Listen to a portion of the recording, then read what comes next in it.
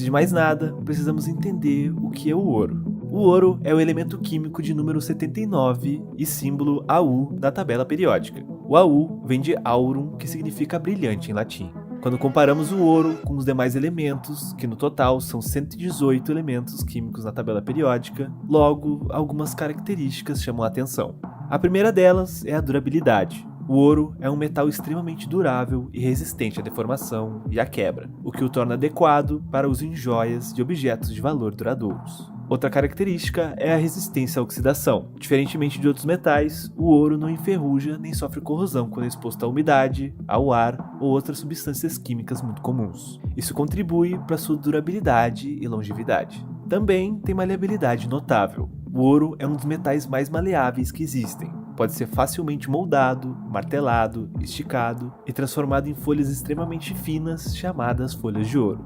Essa maleabilidade permite que o ouro seja transformado em diferentes formas e detalhes intrincados, tornando-o ideal para a criação de joias e objetos ornamentais. Isso significa que o ouro mantém sua aparência e brilho ao longo do tempo, sem sofrer deterioração significativa. Outra questão é a sua condutividade elétrica e térmica. É utilizado em aplicações eletrônicas, como circuitos e componentes de alta precisão, devido à sua capacidade de conduzir eletricidade de maneira eficiente e resistir à corrosão. Sem contar, é claro, a sua cor e seu brilho único.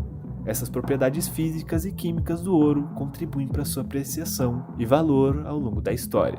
Sua durabilidade, resistência à oxidação, maleabilidade, a resistência à corrosão o tornam um metal único e altamente desejado em várias indústrias e como um símbolo de riqueza e prestígio. Mas tem outro fator ainda mais importante que explica o porquê desse metal ser tão valioso: a escassez.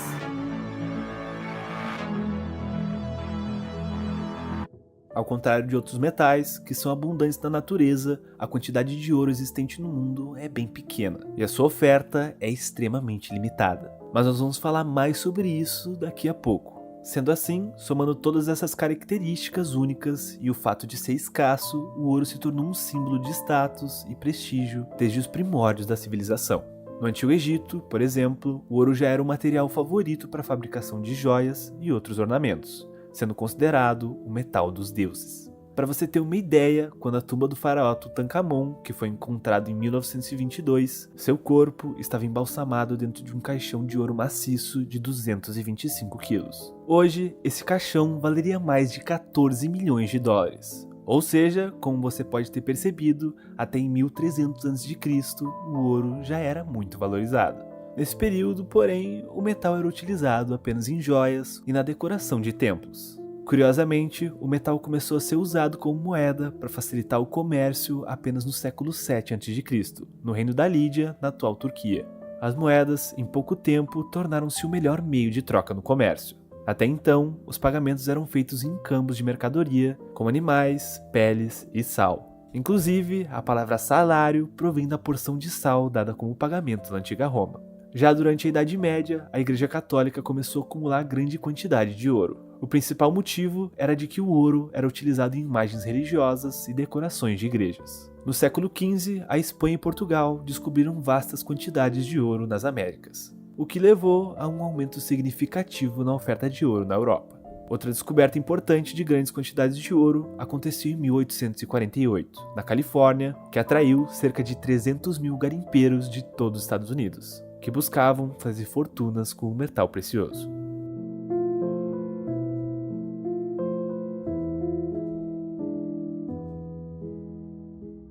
Com a chegada do padrão ouro no século XIX, o ouro tornou-se a base para a economia mundial, e as moedas de ouro se tornaram a principal forma de moeda internacional. Só para você entender, o padrão ouro foi um sistema monetário no qual o valor da moeda de um país era vinculado diretamente ao valor do ouro. Nesse sistema, cada unidade de moeda, como o dólar ou a libra esterlina, era convertível em uma quantidade específica de ouro a uma taxa fixa. Em outras palavras, o valor da moeda de cada país correspondia às reservas do metal precioso que ele mantinha. Com isso, se um país quisesse aumentar a quantidade de moedas em circulação na sua economia, teria que aumentar as reservas de ouro. Esse sistema durou de 1870 a 1914 e resultou na estabilidade da economia mundial. Porém, com o início da Primeira Guerra Mundial, ele foi abandonado. Sendo assim, os países tiveram carta branca para começar a emitir a quantidade que queriam de moeda para financiar os altos custos do conflito. Curiosamente, logo depois do abandono do padrão ouro, a Alemanha foi devastada pela hiperinflação. Para você ter uma ideia, nessa época, $1 chegou a valer 4,2 trilhões de marcos, que era a moeda da Alemanha.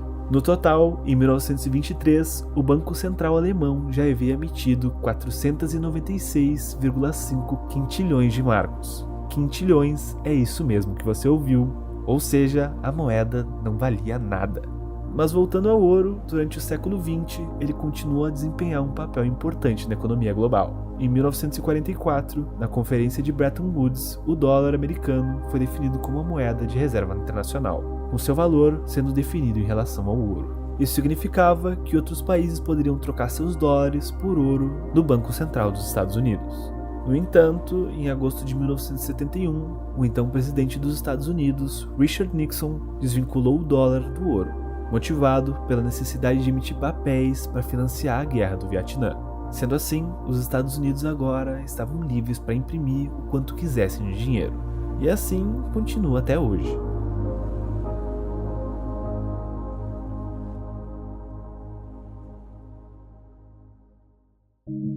Lembra que falamos lá no início do vídeo sobre a escassez do ouro? Talvez agora fique mais claro para você. Ao contrário dos bancos centrais ao redor do mundo, que podem imprimir dinheiro sem nenhum lastro, o ouro não pode ser criado do nada. Existe uma quantidade infinita de ouro no mundo e, como vamos te mostrar agora, ela é bem pequena. De acordo com o World Gold Council, existem cerca de 208 mil toneladas de ouro em todo o mundo, o equivalente a um cubo de 22 metros de altura. Embora pareça bastante, esse número nem se compara com as reservas de outros metais existentes na natureza, como o caso do ferro. Segundo a estatista, a reserva global de minério de ferro é de 180 bilhões de toneladas. Outro metal muito utilizado na indústria é o cobre. E você sabe qual é a reserva mundial de cobre? 890 milhões de toneladas. Isso equivale, mais ou menos, 4.278 vezes mais que o ouro. E como era de se esperar, com reservas muito menores, a produção anual também é significativamente menor. Vamos aos números novamente. Enquanto, em 2022, a produção de minério de ferro foi de 2,6 bilhões de toneladas e a de cobre 22 milhões de toneladas, a de ouro foi de apenas 3.100 toneladas. Dessa forma, com uma reserva muito menor do que os outros metais e a oferta limitada, o ouro tem conseguido preservar muito seu valor ao longo do tempo.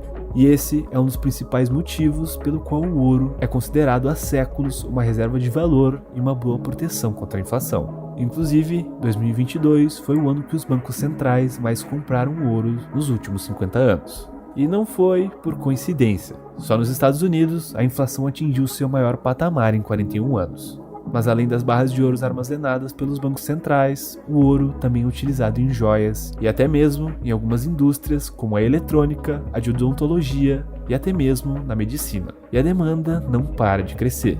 Portanto, como vimos ao longo do vídeo, o ouro possui uma série de características únicas que o tornam tão valioso. Um metal praticamente indestrutível, maleável, resistente à corrosão e o principal, escasso. E é por isso que ele vale tanto. Por hoje ficamos por aqui. E se você gostou desse vídeo, não se esqueça, deixe seu like, se inscreve no canal e ative as notificações. Ah, e se você quiser conhecer um cara que já viu muitos metais preciosos, a gente tem um vídeo sobre o Rei dos Diamantes aqui no canal. Desde suas origens humildes até seu status como líder na indústria de joias de alto luxo. Você pode clicar aqui na tela para saber mais da história dele.